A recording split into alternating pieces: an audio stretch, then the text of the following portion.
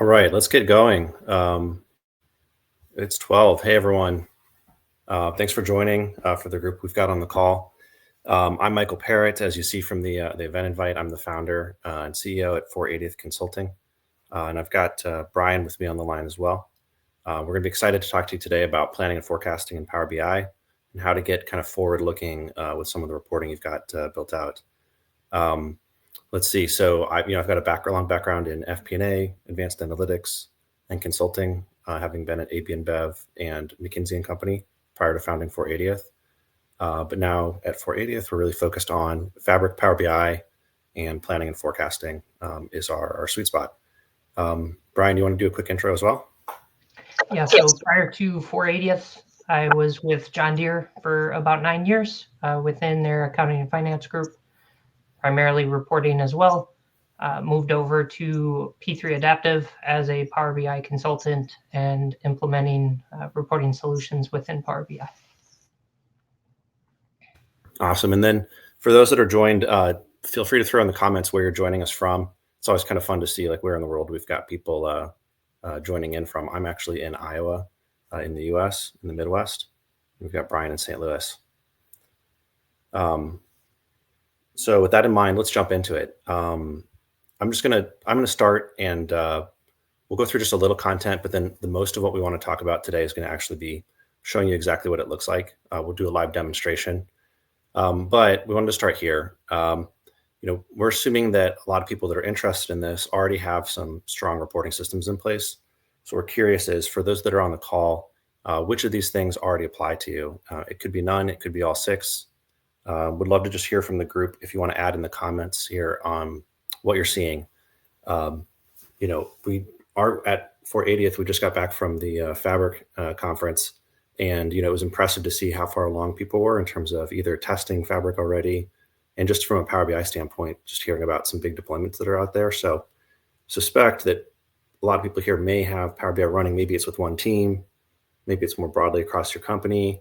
Maybe you're not doing that, but you've got like a nice data warehouse set up that's running, even if you're using something like Excel. But curious to see, kind of where the group's at. The one thing that this is all great, especially when you're looking at making decisions that are informed on data. The focus for today, we want to look forward. So when you're even if you have everything set up from the previous page, and we're looking forward now, we're talking about making business plans. Maybe an annual budget, it's maybe forecasts for sales performance or expenditures. There's a lot of common challenges that we see. So even with the best setups you have, there's slow tools. If you're building in Excel or even Power Apps, those things can be kind of fragile, hard to scale if you're talking 30 people collaborating on a plan or a forecast. If you're using another system, it's probably happening outside BI, probably outside Microsoft, and then you have to port your data back and forth. So you have to do a bunch of ETL work to get that running. And then, really how this materializes in the business on the right side is your plans and your actuals come in and they're just different. And you spend a lot of time chasing down and waterfalling the reasons why business performance is different than expected. Or what you'll get is, people wanting to change the way reporting's laid out. And if you have a custom planning tool, you have to get the one developer that knows how to work with it to go and make those changes. It's hard to do things yourself. And so one thing that we really like to focus on is making tools and products where people can be self-sufficient, where if you've got a good Power BI developer, you can be also a planning and forecasting tool developer. That's a little bit getting towards the last comment too. So, I'm sure there's more pain points too. I'm seeing some comments here for A, D, E, F, B, C, kind of all the above. I'm sure that these will be familiar for people watching, and we're going to show you today kind of how you can address these problems with the tooling that we have in place. So I'm going to show you next. Let's show how this works. So the solution, if you'd like to build a forward-looking reporting into Power BI, and this would work whether you're in Fabric or in Azure, is simple. What you simply need to do is take your the semantic model you already have that has your actuals tables, your plans, your master data, and add in some planning tables, which are going to be used for those forward-looking or forecasting tables or planning tables. There's a special software add-on that you can use with this called Aimplan. which comes with a few things. First, it comes with custom visuals, as well as a web service, so that when you're in Power BI, you can actually edit and write numbers back, which will then directly feed into the semantic model, into those new planning tables. And the benefits of this is that you can create basically a very fast loop between the Power BI interface as well as your backend data. That makes it really feel like you're building an application or you're working with any other web tool that you have. So you're editing numbers, the analytics that you build around them are instantly changing. Everything's cloud-based, which means that you can be working with others and kind of collaborating on what the numbers are and instantly getting rolled up numbers. So if you're sitting in your corporate FP&A team and you've got 20 people throughout the company making plans, you can instantly see where those are falling. And like we said, the ideal use case for this is if you already have a semantic model in place, you're already using Power BI, then you're really close. You've probably already invested a decent amount of money into time to build those tools and build the data setup. You're pretty close to being able to have this capability if you do something like add an Aimplan. So I don't want to spend too much on time on slides. We've got a link in the event to a demo if you'd like to access the demo and follow along. Brian's going to walk through and kind of lay out and show the features and how planning in Power BI can work. Feel free to follow along there or take a look at the demo afterwards if you want to kind of experience it yourself. But with this, I'll pass it to Brian. We'll get into showing the real example.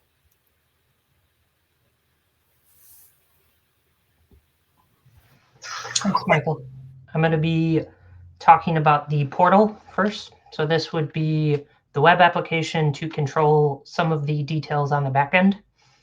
So as Michael said, you have 4 custom visuals within Power BI, and then the web application or the portal here. This is going to be connected to a SQL database, which would have multiple storage tables, including not only the input detail, but also some of the admin side. So within the portal, you have a section for users. So who will be able to interact, edit, input data into those custom visuals and the Power BI reports, as well as what their actual permissions will be. So roles by user, similar to what you would see with RLS in Power BI. So administrator roles, reporting or data input roles. This would be kind of limited scope, or the full user of someone who is a part of that forecast process, and they'll be submitting their data. Not all of these users are actually going to have access to the portal, but the portal is where you're maintaining that security.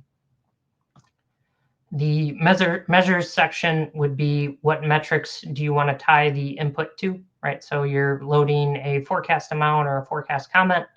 Maybe you have a measure for revenue, a measure for expenses, stuff along those lines.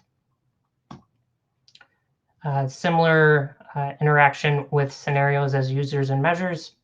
Right, so you can add or edit current scenarios. In this case, we have 2 months worth of forecast as well as a current forecast. The current forecast status is currently open. So this means a end user can interact with the data, change, edit, update the input values. Whereas closed and archived, the scenario will be visible when it is closed, but it can't be changed or edited. It's essentially locked from changes.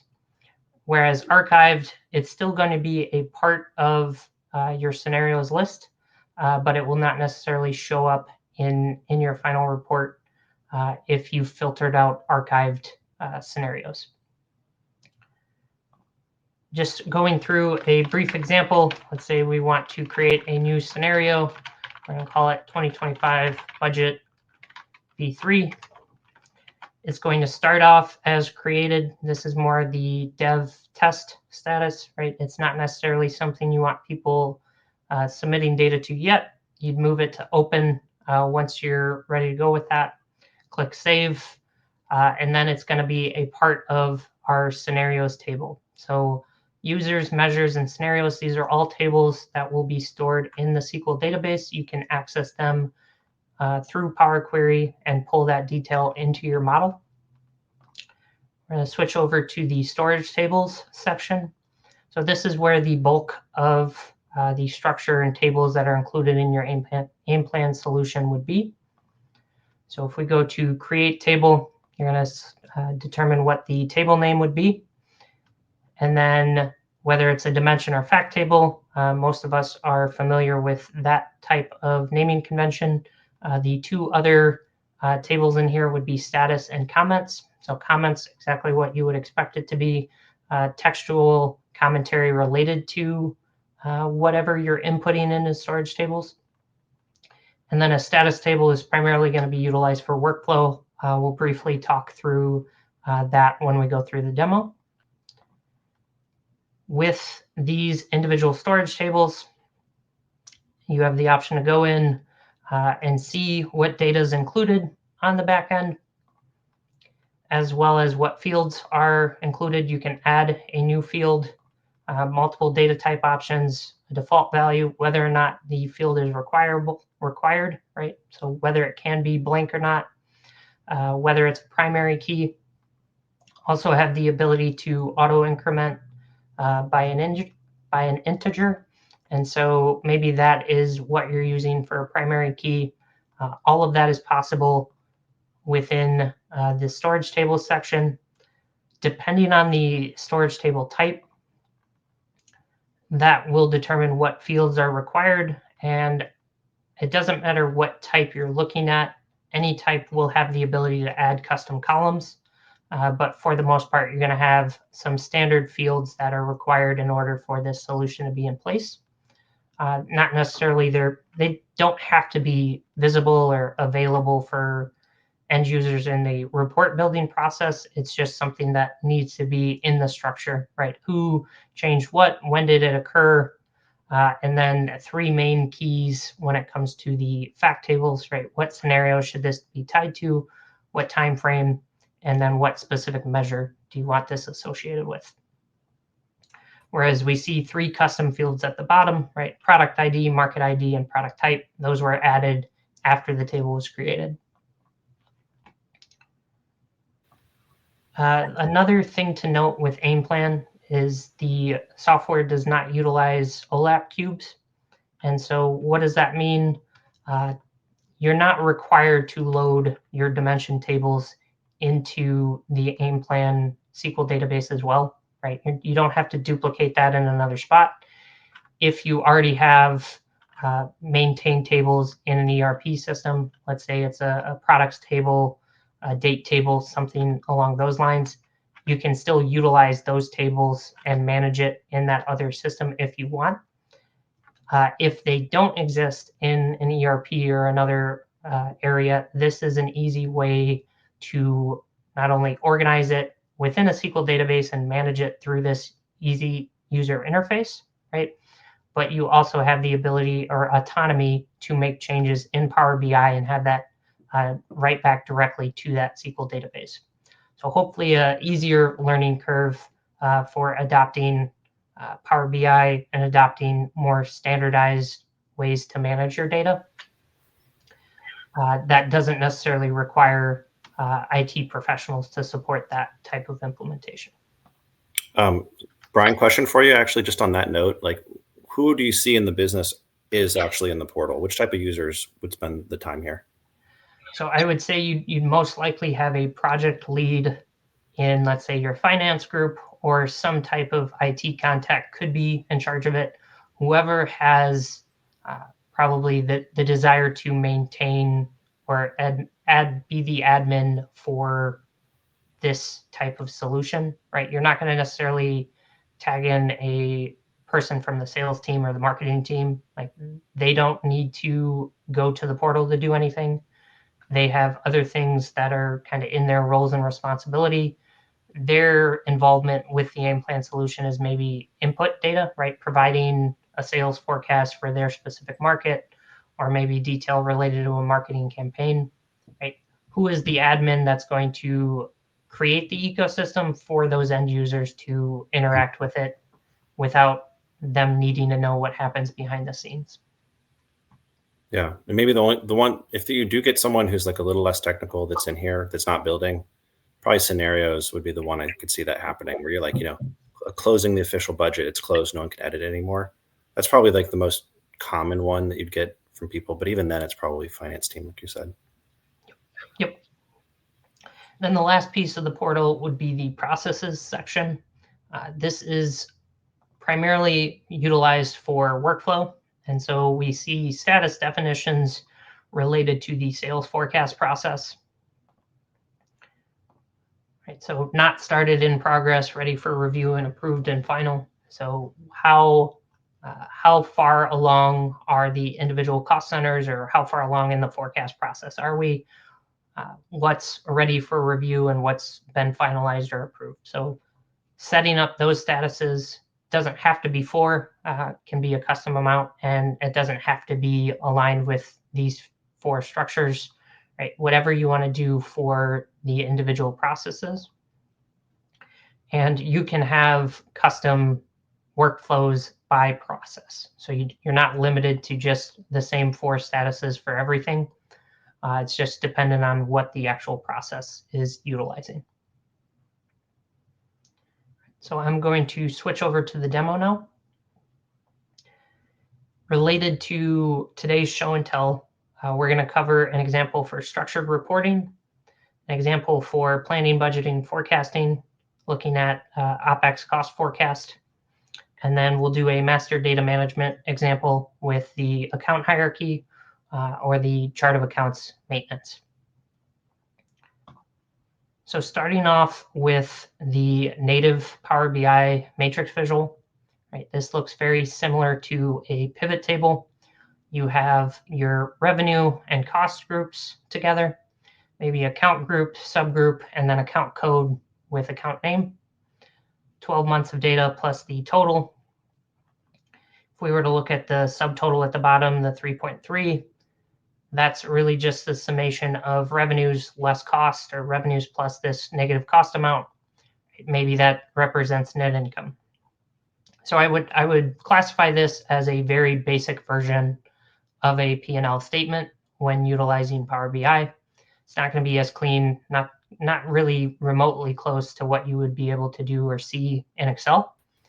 That being said, there is a way to get to a more similar version to Excel with individual groupings and calculations, right? Maybe you have a gross margin in here, gross profit, other groupings. That is possible with the native matrix visual. It just definitely requires, I'd say, an intermediate to advanced level knowledge of both DAX as well as data modeling, right? I'm not saying it can't be done. It's just a much larger learning curve for, let's say, the finance analyst that's been working in Excel for 10 plus years, right? If you're going to go to that finance group and mandate that they move everything out of Excel and move it into Power BI, probably the biggest pain point for that is, well, you're taking away functionality from me, right? I no longer have the ability to write a formula for this specific cell, or have formatting for just a portion of the matrix visual. And you can still do some of that. I'm not saying it's not possible. It just would take a lot more time. And in this example, if you're just transitioning from Excel to Power BI, you're looking at probably a six month plus transition to get to that intermediate level. Some would say even more than 6 months, more than a year. It's still possible, but hopefully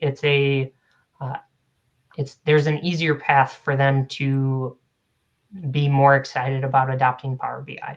And this is where I would say Aimplan shines the most, or one of the strengths of Aimplan.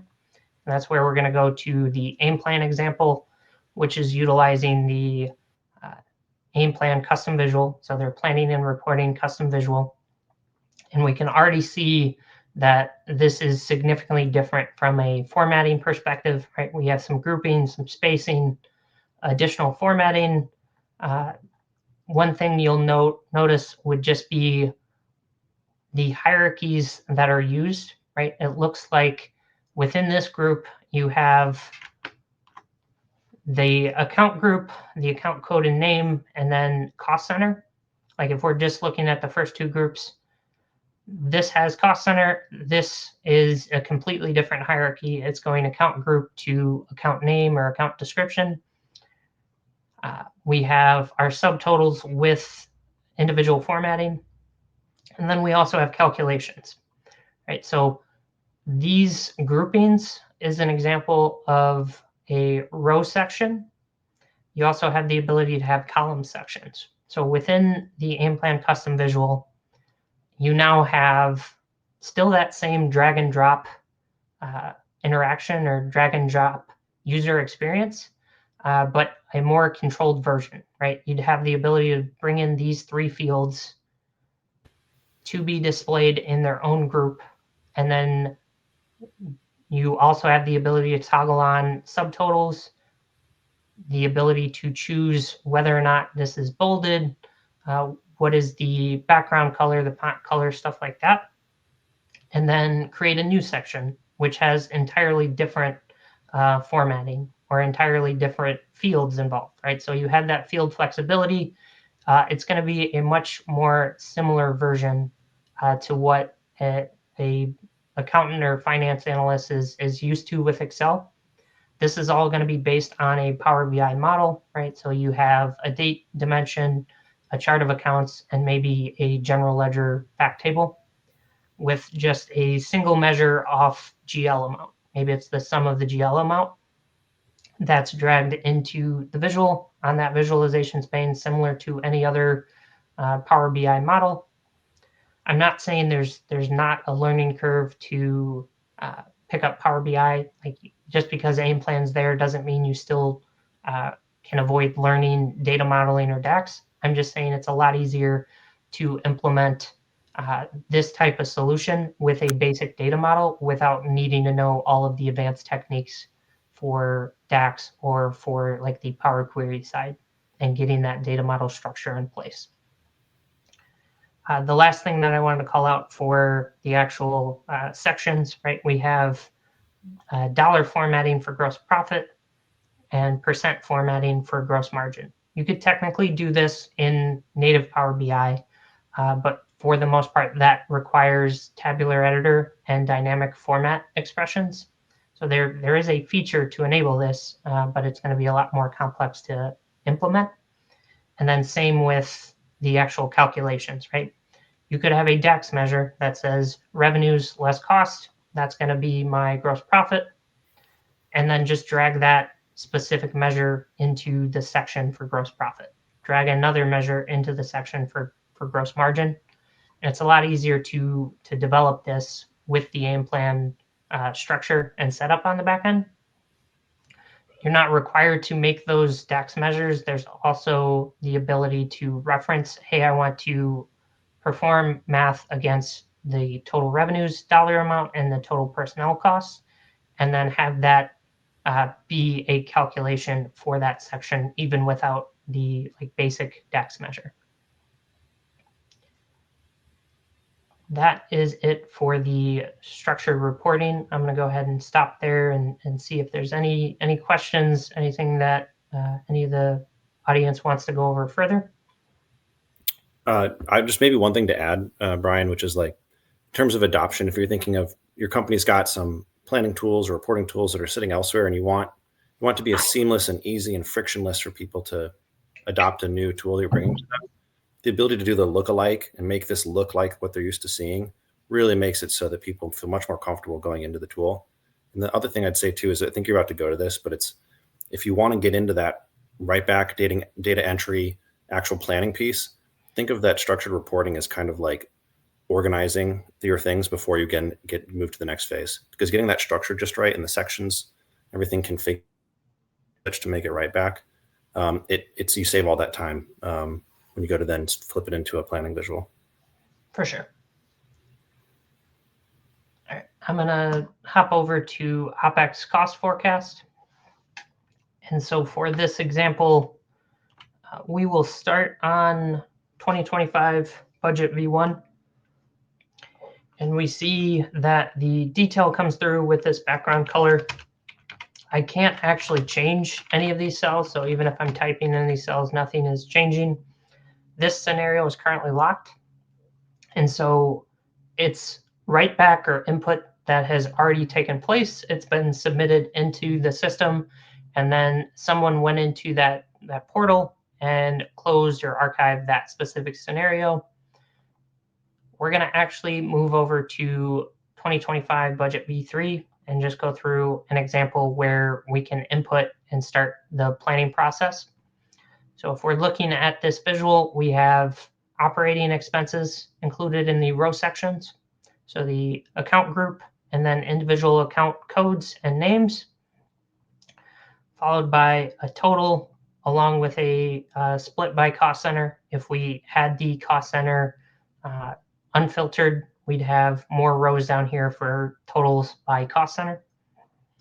We have last year's costs. That's currently locked, right? I'm not able to change anything about last year's costs. That's for a frame of reference as we're building the 2025 full year forecast or full year budget amount in this case. So let's go ahead and go into February. I can type directly into these cells. I can drag this formula across similar to what you'd see for Excel. I can copy and paste across multiple cells. I can copy and paste from the Excel application into the Power BI report. Have the ability to change subtotals, and that's going to be allocated. And as we see changing the full year for an individual account, it is going entirely into March. If I remove that value and then add that in, it's going to allocate to all 12 months. So it's making the assumption that if there's any activity in the months initially and you change the subtotal, it's assuming, hey, we just want to impact or change whatever we've forecasted. Say you didn't have expenses for April, May, and June, right? When I update your full year, you don't want to change or impact those months where you don't expect to see expenses. Another thing to note, right? We said when I type in 1200, it's allocated evenly across the individual months. There's the ability to allocate it based on something else. So right now, it's coming through as even. Maybe we want to allocate it based on last year cost, maybe allocate it based on the average of the last 3 years. So if I go ahead and change it to that, we now no longer have a straight line allocation across this. The allocate based on function or feature is not limited to just 3. You have customization to where you can add for 4th, 5th, 6th option in here. It's not dependent on just 3 individual suggestions. So that's something that the developer can add in here. Maybe you're making other references in order to do a roll forward or a different allocation pattern that's needed. You have that flexibility on the back end. So let's say we're starting off with this V3 and we don't want to start with a blank slate. We want to reference last year's cost as a starting point. And so if I go down to the total section and I right click in there, I have another option for apply suggestion from. And this is where we see a similar menu of, hey, there's 3 different options to apply a suggestion from. I'm going to start with last year costs. And we see this is now populated with the same detail that you see in the first column, right? 115, 115, 581. It's also splashed down to all the other accounts in this grouping. And it's not split evenly by month. It's using, okay, what was the monthly split for last year for these accounts? But rather than starting with the 115, maybe we have a goal to reduce our expense budget by 2%. And this is where we can add in some mathematical operations, right? So we want to reduce that number by 2%. We're going to type equals -2, and then the percentage sign. And we now see a reduction of 2% for all of the 2025 detail. I'm going to briefly show all of the supported operations, right? So addition, subtraction, percent increases, as well as percentage of value, and then what would be the syntax for adding that in. So if we go back up to the top, right, this suggested value option is not just for subtotals. You can add it on an individual account level. And then maybe we want to add another 500. Right, that same math is still applicable on any of the cells, or that functionality is still available.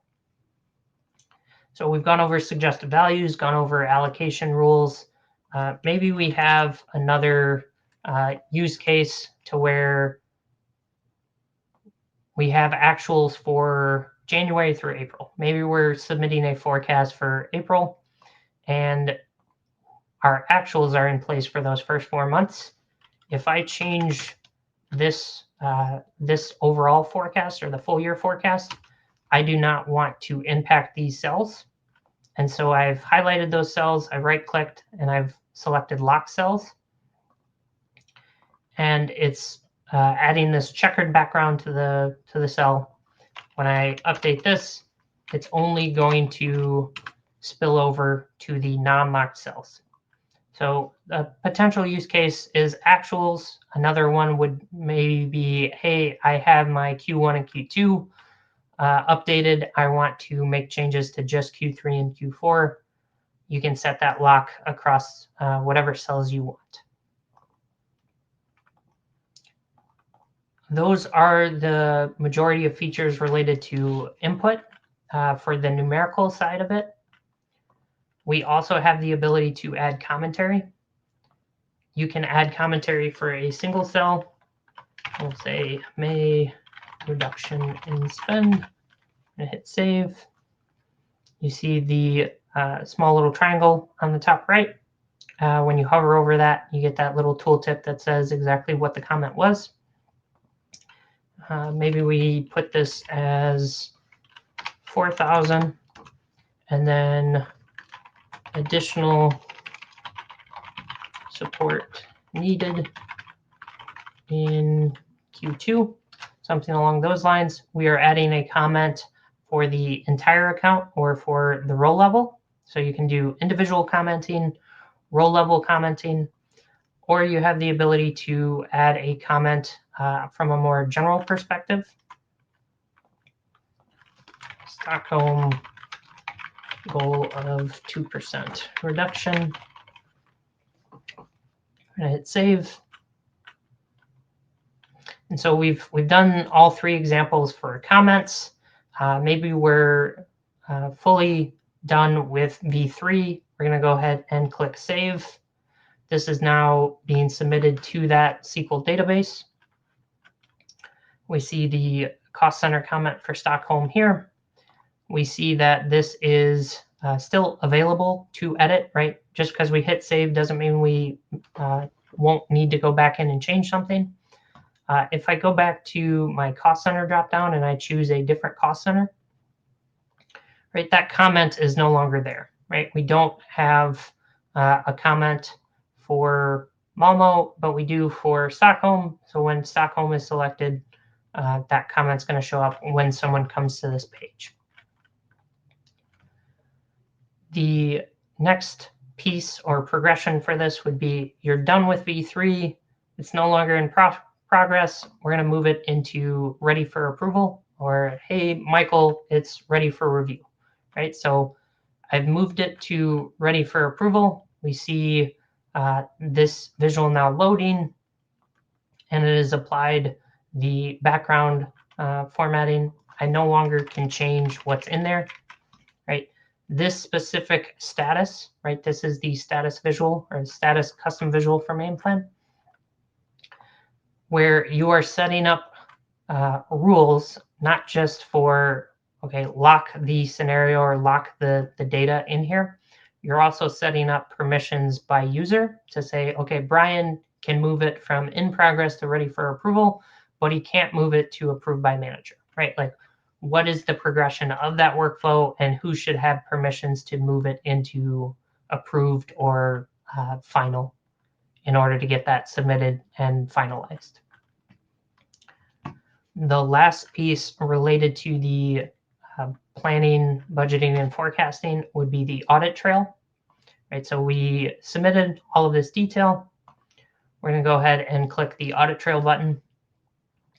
And this is showing all of these submissions or changes that I had loaded to these combinations. And so anytime the planning and reporting visual is used or the data input visual is used, there is a separate storage table associated with that that is tracking all of the changes. So you have the ability to go in and see, okay, who submitted what were the keys associated with it, and what was the value that was loaded. Maybe they had individual cell comments, row comments, stuff like that. You have visibility to trace through everything that was changed or everything that was submitted, especially from an internal controls perspective. That's valuable. This is a very basic version of reviewing audit detail. We have a secondary version that's a little bit more helpful, right? So in this case, we're looking at 4 accounts, and maybe we want to see, okay, for September, that's currently coming through as 160. What changed? Who updated this value? Before I knew it was 170. It looks like it went from 170 to 190 to 145 to 160, right? So it increased 20, reduced 46, increased 14, right? As I review a matrix visual, I want to be able to select a specific value and find out or trace through what happened or what changed and who submitted the change, as well as was there any actual commentary or comments loaded, right? So for October of 2025, we're saying the comment was additional purchases in Q4, and that's why we have the changes to what was originally submitted. If we come back to the audit trail or the original audit trail, this is the data that is stored in the audit storage table. You obviously have full freedom to pull this into a Power BI model through Power Query, and then build whatever type of audit log report pages that you want. This is just a single example. You're not limited to showing it in table form, not limited to showing it like this, but you have access to those individual tables to see what changed in the background. So now that we have loaded our scenario for V3, the last thing that we're going to do for this side would be a side-by-side comparison. And so for this, we have 2025 budget V2 and 2025 budget V3. We're going to just select those. We can see those side by side as well as versus actuals. Maybe we pull in the comments related to what was loaded on the other pages. And then an area chart on the bottom right showing, okay, it looks like budget V3 is slightly higher for the later months in the year. We see that revenue is blank. That's because we did not load anything for V3 for revenue. But if we were to also go through that process, we'd have that come through as it was loaded. So you have that same flexibility to build whatever type of scenario comparison report pages as you want. This is just a great example of, okay, what is the differences between V2 and V3, and maybe which one do we want to go with as a team. We're going to go back to the start menu. And the last piece we're going to cover is going to be the data management side. And this is the fourth and final custom visual that's included in the Aimplan visuals package. Looks very similar to a table that you'd see in Excel.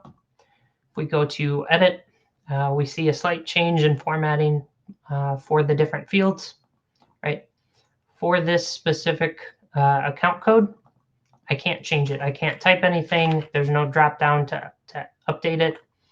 The developer of this report has built this report page, and then they have controls in place to enable what should be editable and what should not be touched, right? So in this case, it looks like the only things that I can change are account type, whether it's a balance sheet account or an income statement account, which account group is it a part of, and which sub-account group it's a part of. The account codes would be managed on the back end, probably by an admin, right? Maybe there's another report page in another Power BI report that allows an admin to come in here and add codes, delete codes, edit anything that they want. It's more open, but for the purposes of this, right, maybe the use case is we're working with a finance team and they are going to be responsible for the actual hierarchy mapping, but then another admin, right, whether it's a project lead in finance or maybe someone from the IT team, is going to control what codes are included, right? They could enable the ability to add rows in here or delete rows, but for the purposes of this, we want that more limited scope. We want those internal controls in place. We're going to look at just a single example of, okay, what would I change if I was an end user that has access to this report? We have a account name for subcontracts and engineering services. That's a balance sheet account. That looks right. It's a cost account. But it's currently mapped to office costs, right? So we're going to update that and change it to engineering services because we know that should be the appropriate sub-account group. We're going to hit save. And we now see that, okay, Brian Gillette updated this and then made the update at 12:42 on 4/17. We have that audit traceability directly in the table. I'm just clear the filter and then we're back to where we originally were. So for the data input visual, like I was talking about earlier, this is primarily to give teams the autonomy to make changes that are impacting their reports without them needing to fill out a ticket or reach out to someone in IT, reach out to an admin, right? Like the basic version of updating the hierarchy mapping should not have a negative effect on any other group, right? The accounting team is most likely the ones maintaining reporting that is based on the chart of accounts. So they're going to be the closest to what should this account name be mapped to. So you're going to have a hopefully more efficient process on the accounting side, as well as a more efficient process on the IT side, because number one, they're not having to respond to tickets or respond to emails. And number two, they're also not having to chase down Excel files or cleaning up Excel files or mappings that are maintained in Excel, right? Everything that we saw here, I can't type something different into account type and then hit enter. It's still going to only be balance or result. It's limited to whatever that dropdown is. Also has a searchable dropdown. If I want to look for office costs, I can type OFFF and then choose between those individual groupings. And so for this, you have a much better experience for hopefully both sides or both parties that are involved in the maintenance of this type of dimension table, while still having kind of an enterprise solution with better controls in place. So we went over the structure reporting piece, talking about P&Ls and how hopefully financial statements are significantly easier to recreate what was maybe previously done in Excel. We talked about the planning and input process for OpEx cost forecasts, and then the master data management side. Another use case for that would be a products table. Maybe you have a products category, subcategory, and product name. You have your sales team that's loading forecasts by product. Maybe they do go into a different report page and they can add a product into that table and then immediately go to their forecasting page and start forecasting for that specific product, right? So that that would be another use case on the data management side. That is all I have for you for the demo. Was there anything else that you can think of, Michael, that we needed to cover? No, I don't think so. This was kind of great, kind of end-to-end view of all the different capabilities. This is this is not showing you how to build necessarily everything that's here, but I think the group could, if you're interested in going further, can look to us to have another session where we'll actually show a bit on how you go about constructing these things. But I like to start with, what's it capable of as a starting point. So yeah.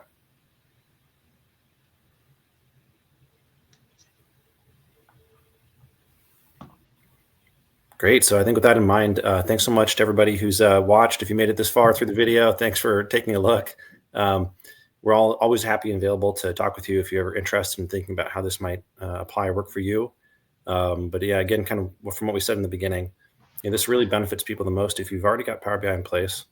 Adding just this last little piece, the last mile to all the work you've done to get that up and running could be a really valuable thing. So look forward to talking with people more. And thanks so much for joining today. And thanks, Brian, for the great review. Thanks. All right. Bye, everyone.